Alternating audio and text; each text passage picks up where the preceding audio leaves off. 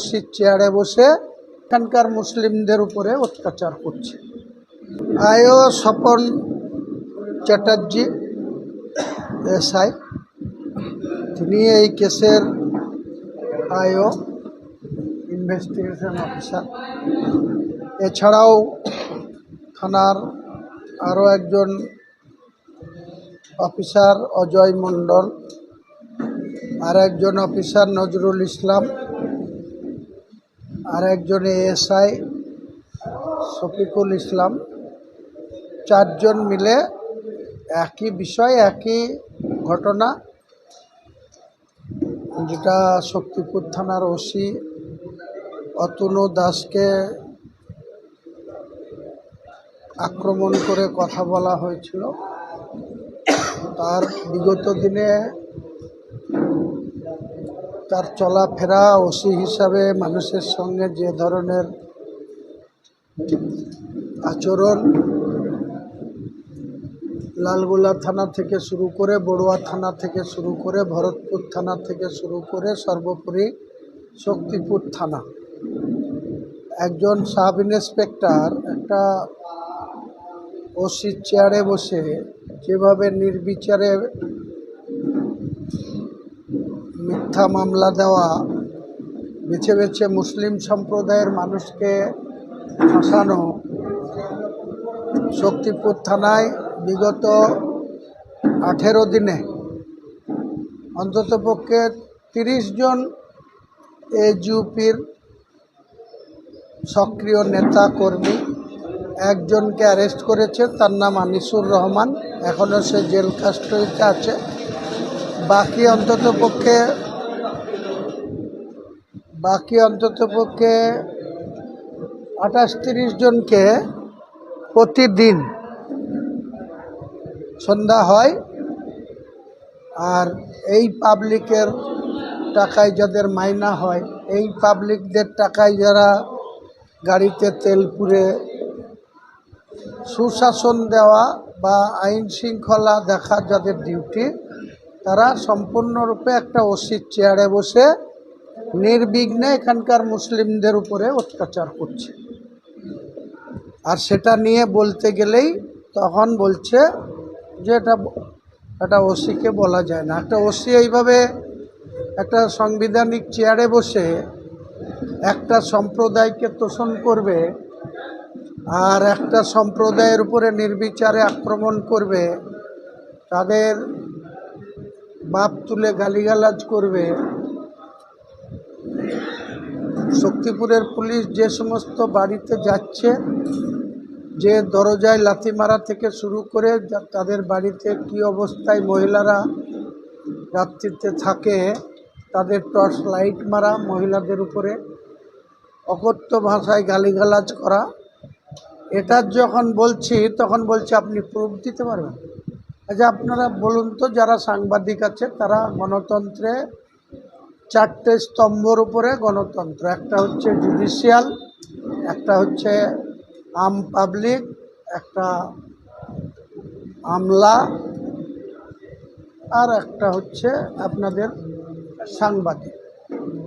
আপনারা চতুর্থ স্তম্ভের মধ্যে থাকেন। আপনারা এই শক্তিপুর থানার ওসি, লোক গেছে, লোক তো নেই। হ্যাঁ, আপনার কাছে আছে, আপনার ওই এলাকার কিছু মানুষ আপনার পিছনে ঘুরছে। হ্যাঁ, কেন ঘুরছে বলতে পারবো না। অতএব বুঝতেই পাচ্ছেন, হ্যাঁ, মহামান্য আমাদের, হ্যাঁ, আমরা সিদ্দিকুল্লাহ চৌধুরী সাহেব, হ্যাঁ, বেশি কিছু বলছেন না। আপনি জ্ঞানী মানুষ, শিক্ষিত মানুষ, জমিয়ত উলামায়ে হিন্দের আপনি বড় মাথা রাখা মুকুটমণি ছিলেন। আপনি আস্তে আস্তে জমিয়ত উলামায়ে হিন্দটাকে শেষ করে দিয়েছেন, এটা বাংলার মানুষ জানে। আপনি বহু দূরে দূরে যেতে পারেন, যে মানুষের বিশ্বাস হারিয়ে গেছে, আর উপায় নেই। এখন বাঁচতে গেলে একটাই কথা বলছি আমি আপনাকে, আপনি আরও সমস্ত যে সমস্ত সংগঠন আছে, আরও সব দল আছে, তাদের সঙ্গে বসে একতা হয়ে, হ্যাঁ, চিন্তা ভাবনা করে আপনার কাজ করার দরকার আছে, এটা বলেই আমি মনে করি আপনাকে। দেখেন, আমার মনে হয় ভারতবর্ষে বৈজ্ঞানিক বেড়ে গেছে। কি বুঝলেন? কত বুঝলেন না? বড্ড বেড়ে গেছে। হ্যাঁ, যার কারণে আর উনি খেয়াল করতে চাইছেন ও থাকলেই কি না থাকলেই কি, তাতে কিছু আসে যায় না। ও বৈজ্ঞানিক বসে বসে বসে বসে, হ্যাঁ, ও আপনি একা উঠে চলে যাবে, যার কারণে ওনার দিকে আর খেয়াল করছে না। এটাই বলে আমার মনে হচ্ছে। মাদ্রাসায় জঙ্গি তৈরি হয়, সন্ত্রাস তৈরি হয়। বুদ্ধদেব মহাশয় বলেছিলেন একবার, কি বুঝলেন, এই কথা বলে উনি ভুল করে ফেলেছিলেন, ভুলকে স্বীকার করেছিল, ভুল হয়েছে স্বীকার করেছিল।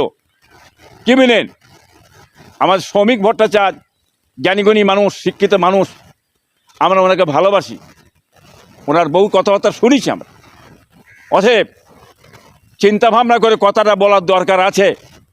ওনার মতন শিক্ষিত মানুষের মুখে, জ্ঞানী মানুষের মুখে মাদ্রাসায় জঙ্গি তৈরি হয়, এই কথাটা শোভা পায়নি। হ্যাঁ, অস্ত্র শিক্ষা দেওয়া হয়, এই সব কথাবার্তাগুলো ওনার মুখে শোভা পায়নি। হ্যাঁ, তাহলে আরও আছে, কি বুঝলেন, বিজেপিরা শোনেন, RSS এর বড় বড় স্কুল আছে, বড় বড় অনেক কিছু আছে, বুঝলেন না, সেগুলো তো অস্ত্র শিক্ষা দেওয়া হয়, জঙ্গি তৈরি করা হয়, সেটাও তো বলার দরকার ছিল।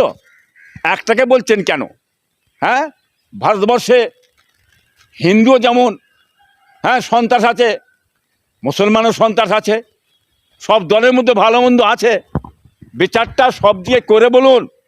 আপনারা বড় বড় পথে বসেছেন, ওই ফচকে ফাচকা একটা কি বলছে না বলছে কানে পড়লো, শুনে তাদের কথাগুলো নিয়ে এইরকম কথাগুলো বলা উচিত নয়। আপনাদের শ্রদ্ধা করে ভারতবর্ষের মানুষ, আপনার সবাই ভালোবাসে, সকলকে আপনি নিয়ে চলবেন, সকলকে যেন বাঁচে, সকলের ক্ষতি না হয়। হ্যাঁ, সকলেই এই ভারতবর্ষের ধর্মে যে যার কাজ করে যাবে, কেউ কারো ধর্মকে খারাপ করতে বলতে পারে না। হ্যাঁ, কোরআন পাকে আছে, লাকুম দীনুকুম ওয়ালিয়া দিন, তোমার ধর্ম তোমার কাছে, আমার ধর্ম আমার কাছে, তোমার দিন তোমার কাছে, আমার দিন আমার কাছে। অতএব ইসলাম বলছে কেউ কারো ধর্মকে তোমরা খারাপ বলো না। অতএব যে জায়গায় জায়গায় থাকবে, আর সেইখানে যদি কেউ বসে গুঁজা মারেন, হ্যাঁ, এই ধর্ম খারাপ, ওই ধর্ম খারাপ, এই মসজিদ ভেঙে দাও, এই মন্দির ভেঙে দাও, এই মানুষকে ধরে মারো, ওকে ধরে মারো, এগুলো তো উচিত নয়। বিচারটা যদি কড়াভাবে প্রশাসন ব্যবস্থা নেয়, এই ভারতবর্ষে এক ফোঁটা এক যারা অন্যায় কাজ হবে না। প্রশাসনটা ঠিক করুন। প্রশাসন নিজের হাতে বেঁধে লড়বড় করে ফেলছেন কেন? প্রশাসনকে কাজ করতে দিচ্ছেন না কেন? আর দোষটা দিচ্ছে, প্রশাসনের দোষ দেওয়া হচ্ছে কেন? প্রশাসনকে ঠিক করুন, ছেড়ে দেন প্রশাসন হাতে। আপনারা নিজের হাতে প্রশাসনের ক্ষমতা রেখে আর কি করছেন, ইচ্ছা মতন কাজ করছেন, ক্ষমতার অপব্যবহার করছেন, এটা উচিত হচ্ছে না। এইটাই বলতে চাইছি আমি। দেখুন, ওখানটা তো অনেক কিছু হয়ে আছে, যেমন আনিস মারা গেল, কোনো বিচার পাইনি। এর আগে অনেক